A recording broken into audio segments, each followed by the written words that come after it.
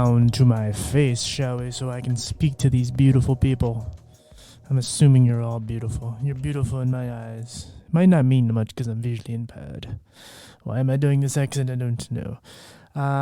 Yes, welcome to the show, guys. TJ here. Bullet is here somewhere.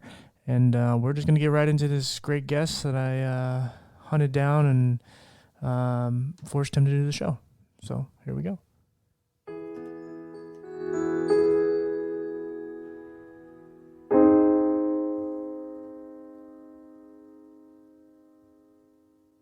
All right, everybody, here back again. So our next guest is someone who kind of got on a list of mine, of someone who I had to have on the show. I've gotten a few others. I reached out to him a while back, and we kind of were just kind of playing phone tag. And once I started to really delve into his story, I realized like he was someone I really, really needed to have on the show if I was going to continue to like push the envelope with this message and show how amazing people with disabilities are.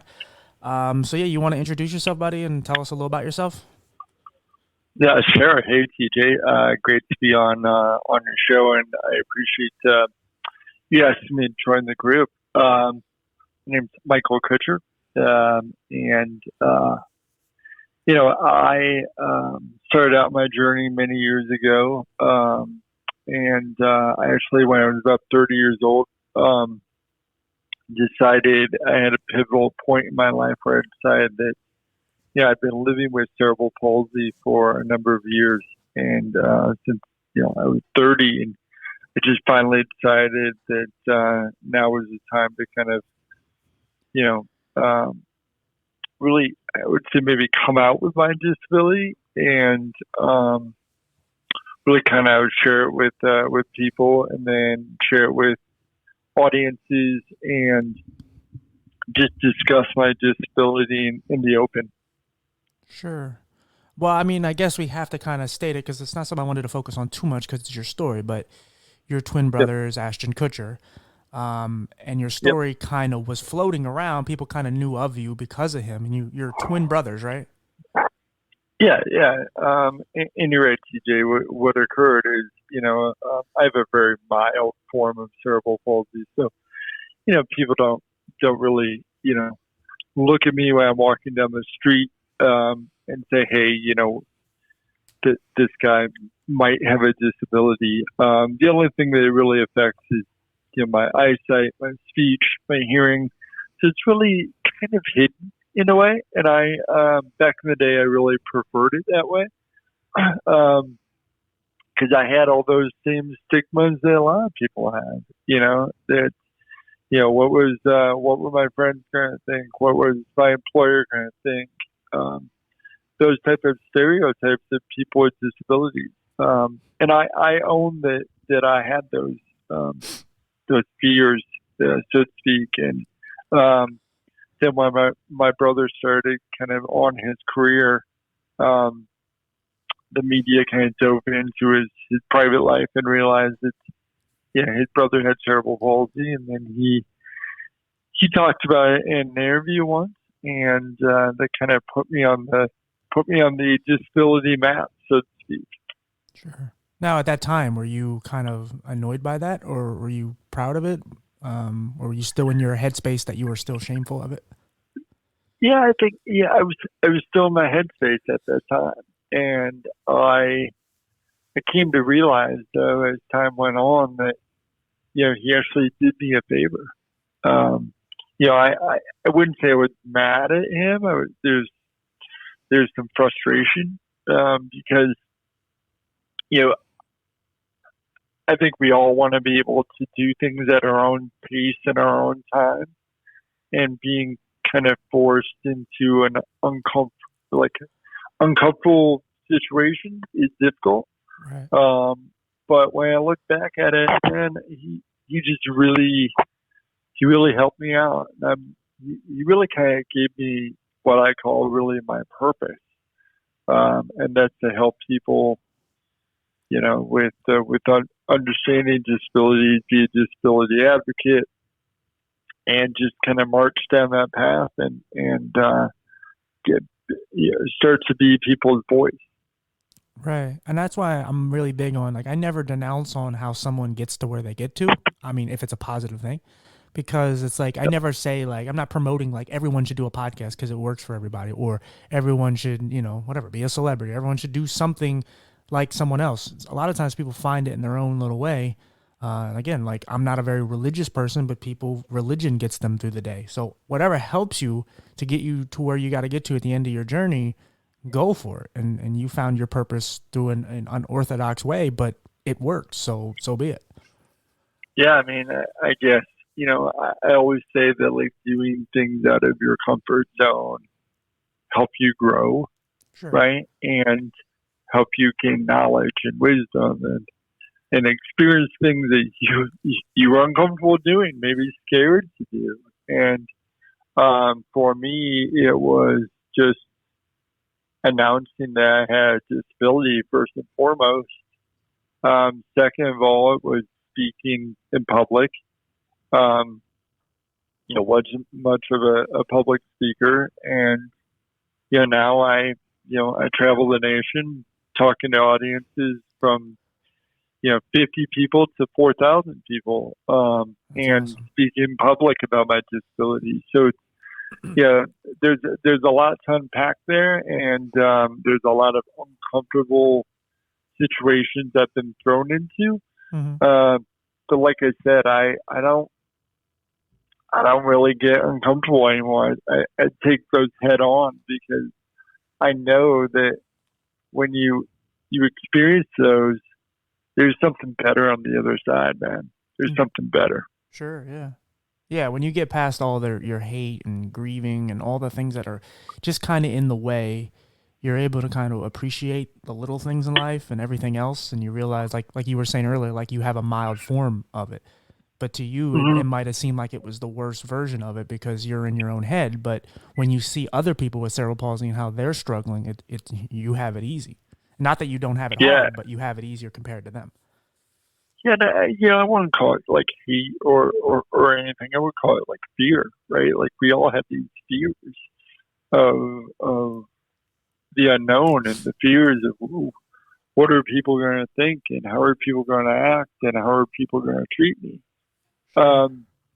But you know what I realized? I realized that once I put myself out there, that people accepted me more. People didn't treat me any differently just because I threw a label on Yeah. it, right? So, and you're right though. When I meet people that have different forms of CP, because CP comes in cerebral palsy comes in all shapes and sizes, and um, when I meet others with CP,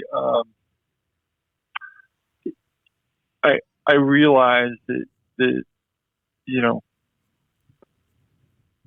I have a voice and that I can be a voice for maybe those that don't have voices, Yeah. and that given my brother's platform and given his celebrity status, um,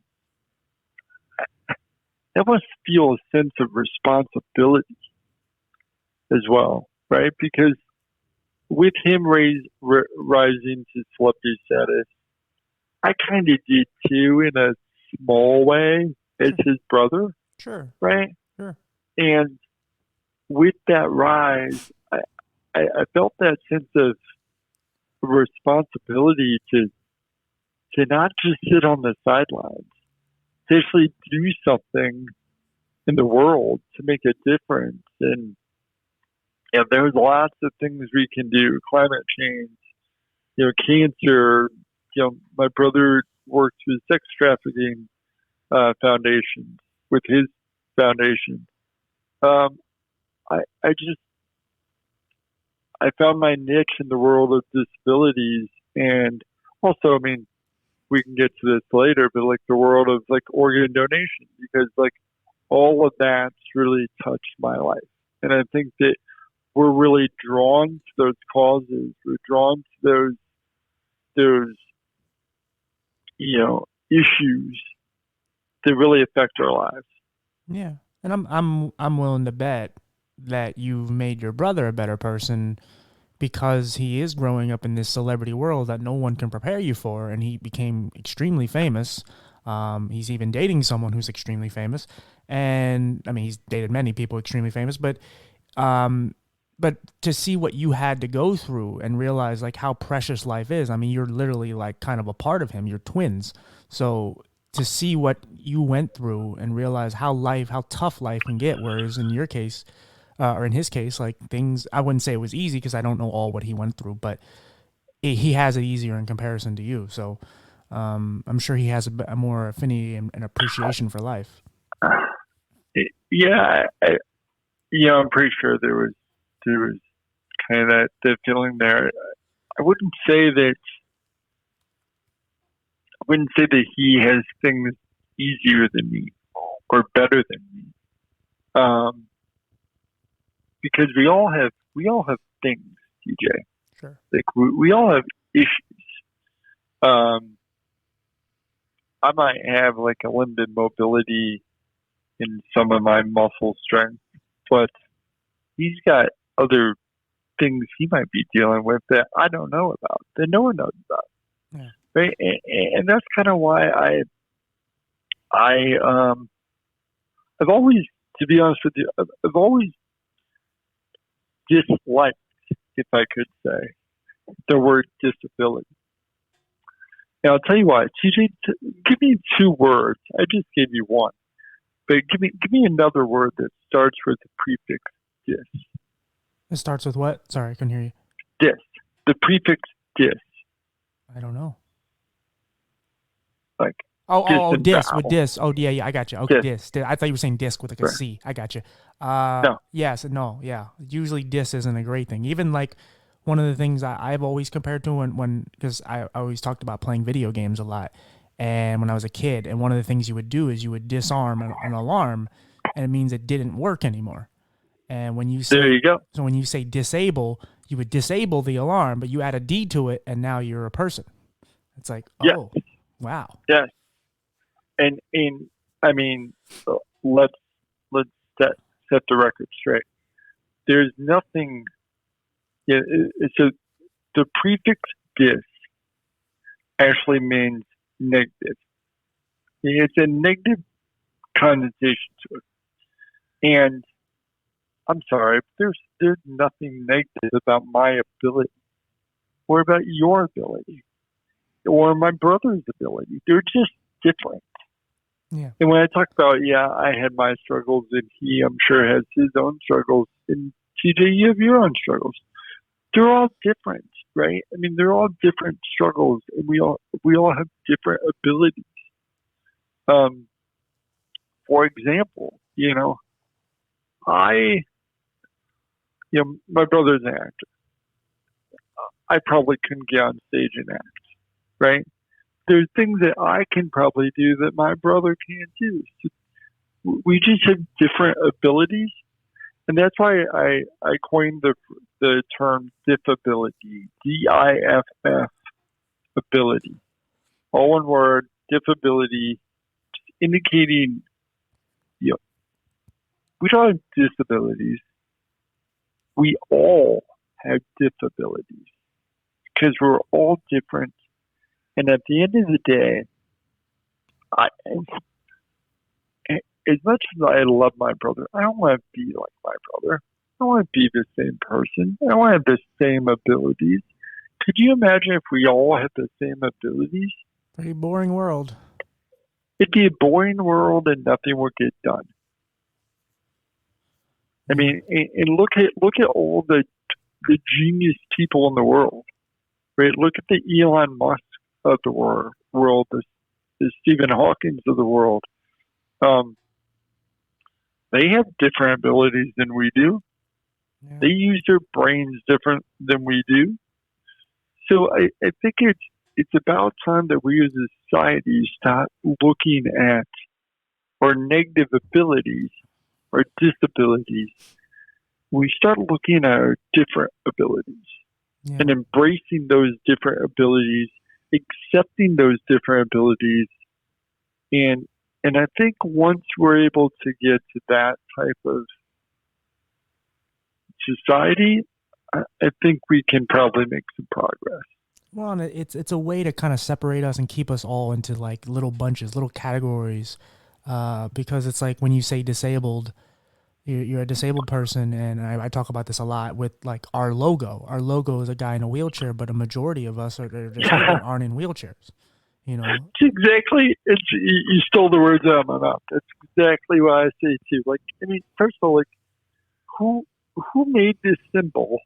They obviously didn't understand disabilities, yeah, and like that doesn't represent me. no. That doesn't represent you.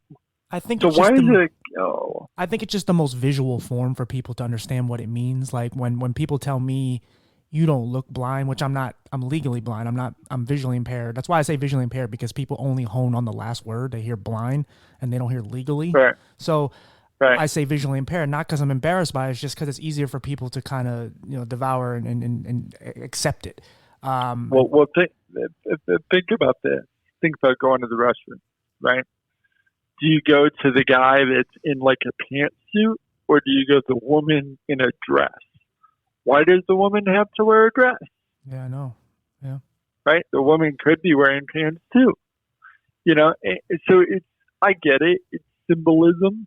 Yeah. It's recognizable. I get it, but we gotta make some changes. We really do, and um, it's just I, I I think that people also need to realize the different forms of disabilities. Sure. Is you know I work in a corporate world for my day job, and my organization is very embracing of my disability because I'm very outward with it. Right? Yeah. They know about it. But there's so many other people that I work with that are not, that still hide under that umbrella of fear or shame. And I get it. I've been there. And it's easy for me to say, come out and just kind of own your disability, but it's not that easy for people. But I think that we as a society need to realize that there's so many types of disabilities, and that a lot of them are hidden, man. A Yeah. lot of them are hidden. I mean, mine are pretty out. Like I said, you wouldn't Invisible. be able to notice. You might be like, oh, like really like slur your speech a little bit, or why do you have such thick glasses? Right. You know, but you know, it could be hidden for all purposes. It could be hidden, Yeah. but there's so many other people that have their differences are so mild that people don't even know. I mean, think about dyslexia, ADHD. Those are all disabilities Yeah. Even in one way I or put another. mental health in there too. Absolutely, man. Absolutely. Mental health is one of the biggest disabilities we have today. Sure. Yeah. And people don't just recognize hidden disabilities and accept them. And I think that once we start talking about them more and more, and that's why I'm on here talking with you, and you that's why I wrote a book. I wrote my memoir about my struggles and about my life and about hidden disabilities, is because we just gotta talk about it more. And I think once we talk about it, and people are going to hopefully come around to start accepting it, or accept that if they talk more about their disability, that there'll be no shame, and there's no fear of coming out. Yeah.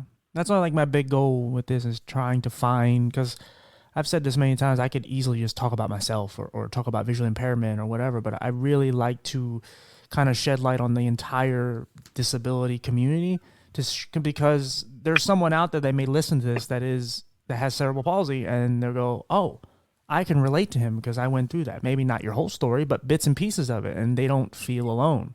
I don't care if they don't even Yeah. like me or they don't like everything I say or they don't agree or whatever. That's fine. But if you can help them, then good enough. I did my job.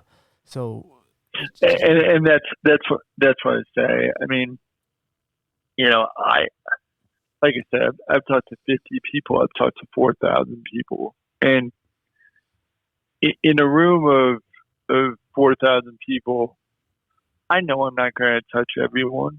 In a room of 50 people, I know I'm not going to touch everyone in that audience yeah, because it wasn't your day. It wasn't your day to hear my message.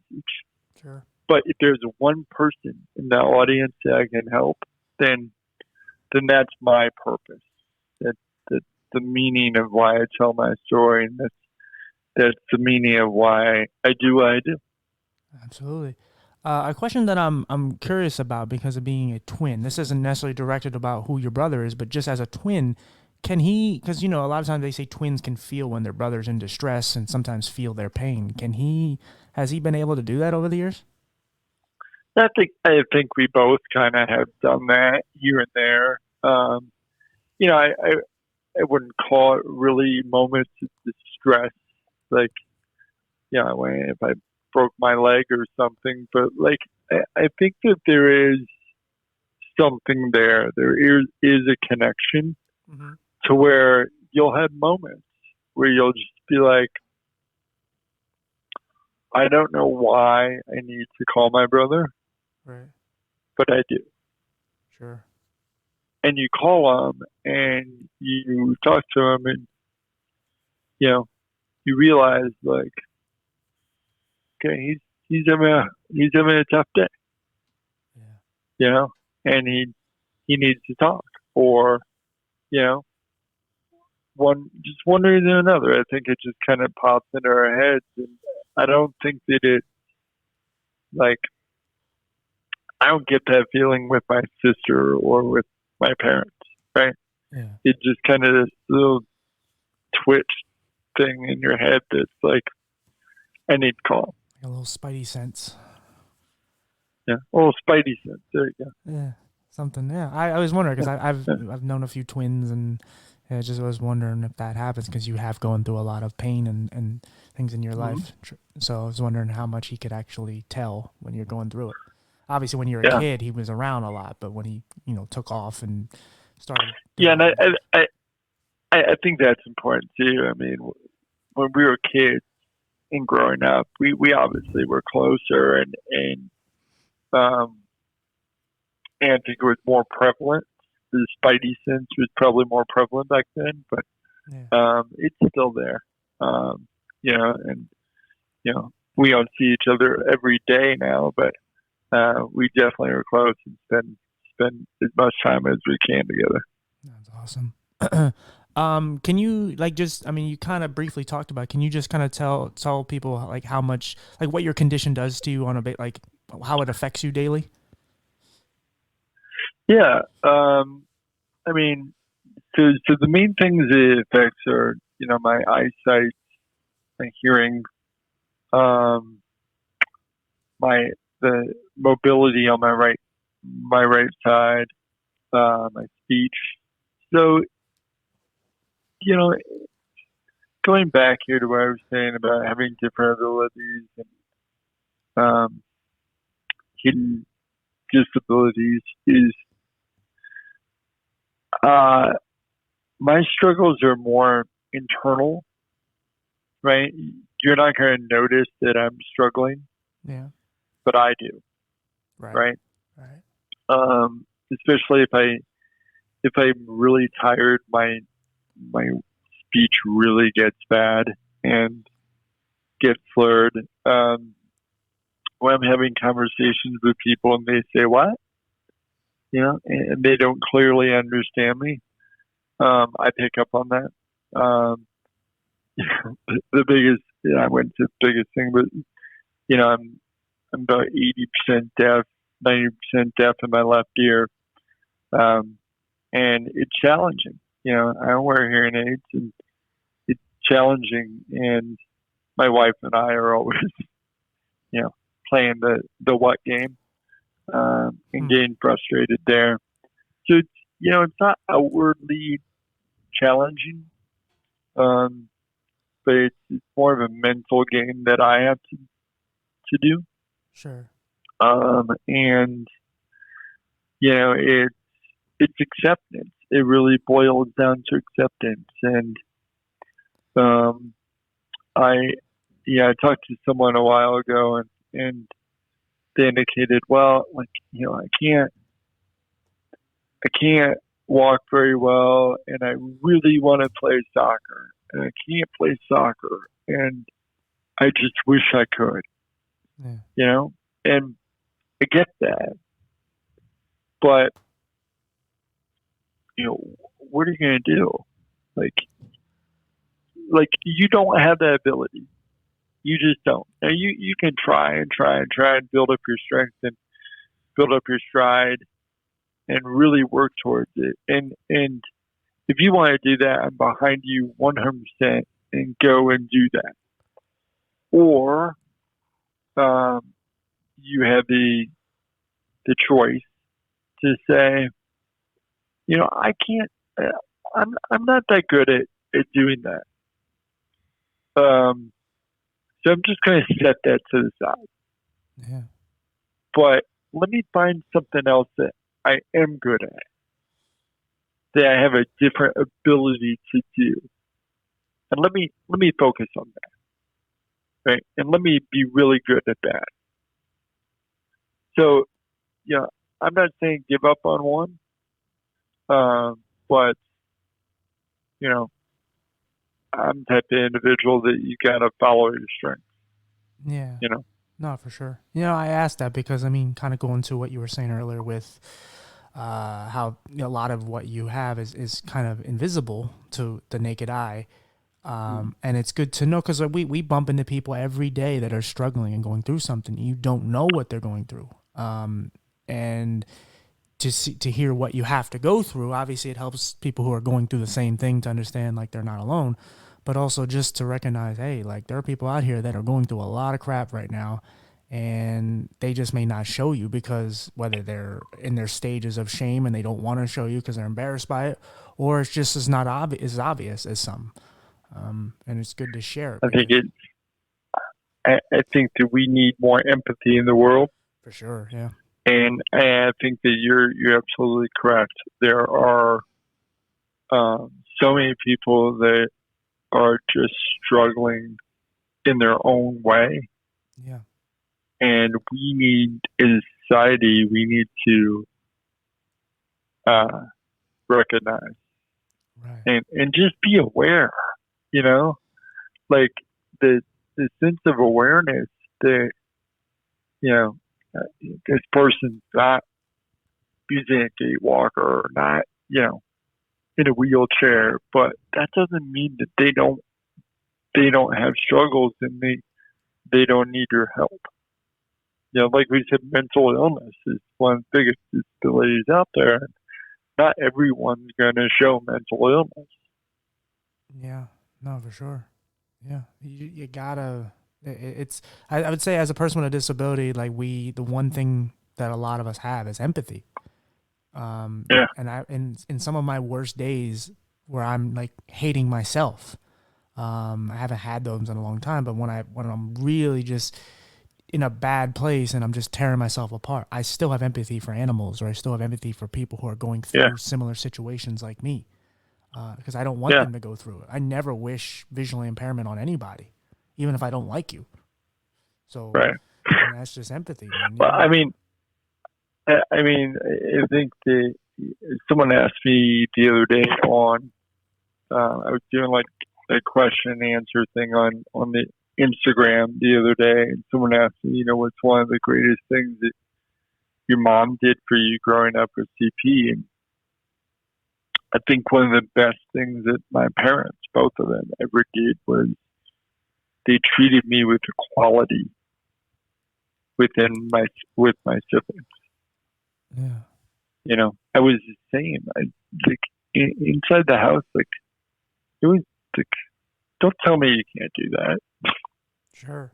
Yeah, that You means know, the it's most to just us too. That's so important. and yeah, and for if there's any parents that are listening to this that kids with disabilities, that's that's what I can offer to you. Is that's kind of what's helped me through the years. Is I think we all know that we are a product of our childhood and the way that we're raised and the morals and the values. And my parents just told me that you know get up and try again.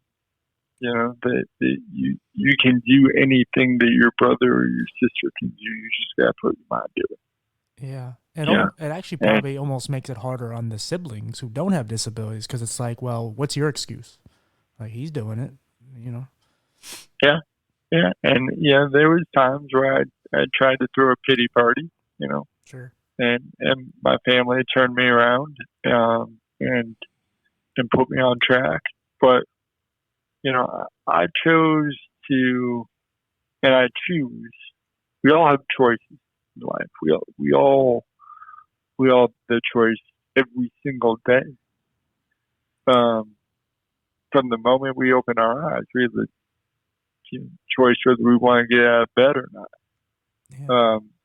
But I choose in my life uh, to not be a victim of my circumstances. I choose to be a victor of my circumstances. Sure. Do you And my I'm sorry. yeah, go ahead. Is there a part of you while you're doing your speaking and you're advocating for us? Is there a part of you that's trying to make it so it's an easier world for those with disabilities that don't have to fight as hard as you do? Meaning to have a voice to, because Yeah. it is a lot of people with disabilities that just can't, like they feel like they'll never be heard, and like Well, that's yeah, that's what it's all about. I mean, like that's why I do what I do is because like yeah, if you look at my life, you know, I have a pretty typical life, TJ. Like I have a beautiful wife, I have kids, I have a corporate career where I'm pretty, it's not like I'm doing an entry level position, right? I'm in a leadership position within a corporate career. I've been with the same organization for over 18 years. I have a pretty, someone would use the word normal life. But guess what? Here's a guy that does it all with a disability. So that's kind of what I want to show people is that, you know, people with disabilities can do, can be leaders. People with disabilities can have the ability to do great things. We're not just that guy on the sign in a wheelchair. yeah, That you feel that you need to feel sorry for. We're not that. And that's maybe you call it like give another face to to the world of disability. It's definitely be a voice.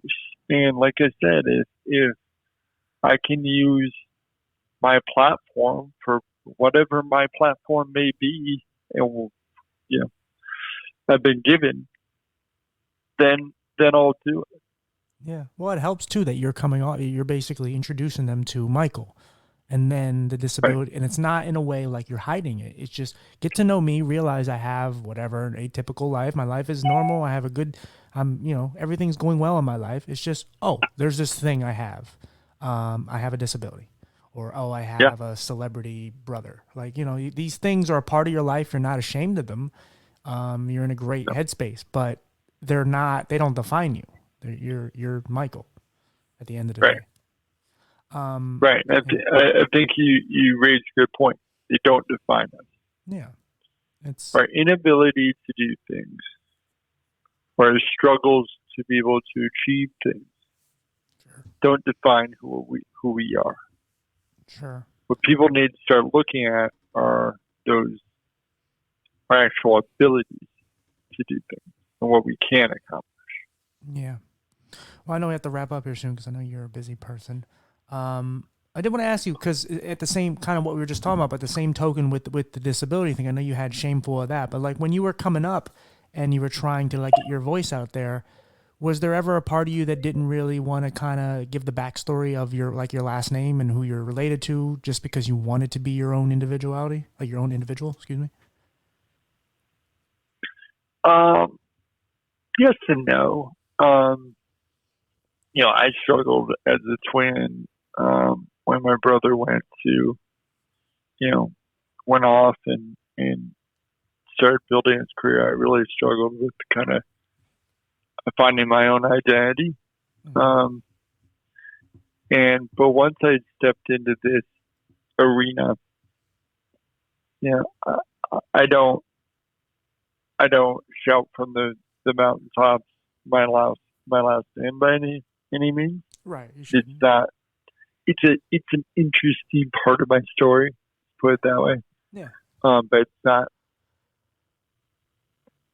I actually think I have a better story than he does. But uh, just I know that it helps get some recognition. I know that it maybe helps people listen a little bit closer. Maybe I don't take advantage of it. I never want to. But like I said, if I'm going to be given this platform, I'm going to do good with it. Sure. Has he ever like wanted to do a movie on you? Sounds weird question, but I mean, you're twin brothers and he could play you. No, never, No? Okay. never discussed that. No, I just wondered because you have a very heroic like comeback story. Like yeah, you're thriving in who you are, and it's awesome. yeah. So yeah, do you have anything? I mean, obviously you do, but like I want you to promote whatever you got to promote. Well, I mean, if anyone wants to get in touch with me, but I'm pretty open. I'm pretty, I try to get back to people as much as I can with comments and stuff. You can find me on all the socials. Instagram's probably my biggest one. It's at mkutch, mkutch. And also, you can go to my website, michaelkutcher.com, check me out, and also sign up for, you can find disability shirts and stuff there. You can also sign up to get on a waiting list for my upcoming memoir. So Awesome. I'm still I waiting. appreciate the opportunity, TJ. Sure. And I'm still waiting for you to follow me back on Instagram. I'm holding that against you. Oh, do you follow me, TJ? I do. Oh, you do? Of course I do. Oh, I'm a fan of yours. slip into my DMs and just tell me who you are again, Okay, I will. and then I'll give you a follow. I've been stalking you for a while. I shouldn't say that because it makes it bad now. We talked on Facebook, on Podmatch. I wanted you badly. Well, we did talk on Facebook. I know that you were relentless, brother. You were relentless. I was more about just trying to make sure you were okay because there was a period of time where you weren't Well, responding. yeah, you got to go off the radar every now and then. I hear just you. because I'll tell you, I mean, I love social media, but it can become controlling and addictive and toxic, if you let it. So I think it's important just to take a break every now and then. No, for sure. Yeah, absolutely. You're right. I take a break all the time from it because it's, other than promoting the podcast, I really wish I didn't have to do it. But yeah. What was I gonna say to you? Yeah. Is there anything else you wanted to talk about before you have to go? Anything? The floor is yours. No, man, I greatly appreciate it, and you've been a great host. Thank you. And I appreciate the time. Yeah, I hope we can keep in touch, be friends. Like I said, you ever need anything, just please reach out. It's always good to support each other. And, people with disabilities, we got to stick together because I don't think we support each other enough. We do, man. We definitely do. So I appreciate it. Anytime, brother. You take care of yourself, and like I said, just give me a hi every so often. I'll make sure you're okay. Will do. All All right. right. Thanks, DJ. Yeah, thank you. All right, guys, that was great. We got him. As you heard, see, if you are ever out there and you're like, TJ is lazy, he doesn't care. Now, I don't know why you would think this unless you're like in my, if you're really close to me, but I'm just mean podcast related. And you said, oh, TJ, I don't think he's trying hard enough to get the bigger guest. Well, you know what? You just heard him say it. I didn't tell him to say it. He said I was relentless. You know why? Because I wanted him on the damn show. Because he's a great guy. He has a great story. And who he is and all that, it means something. And there's others that I'm trying to get a hold of. It's just they're more insulated than him. He did eventually get back to me. I stopped trying after a while because I didn't know when I'd get him. But I then at some point I kept saying I think he'll do it. He just got to give him his time. And he got back to me a couple weeks ago, and here we are. So thank you to him. Thank you to all you guys who listen. I hope it helped someone out there. That's all that matters. I'm going to go get something to eat. I will say Bullet did not participate in this podcast. He wasn't even around. I know. He's not getting paid for this episode. No treats. But yes, we're continuing here into 2023, finding more great guests, and we shall not stop. But thank you for the support, guys, and we will see you on the next show.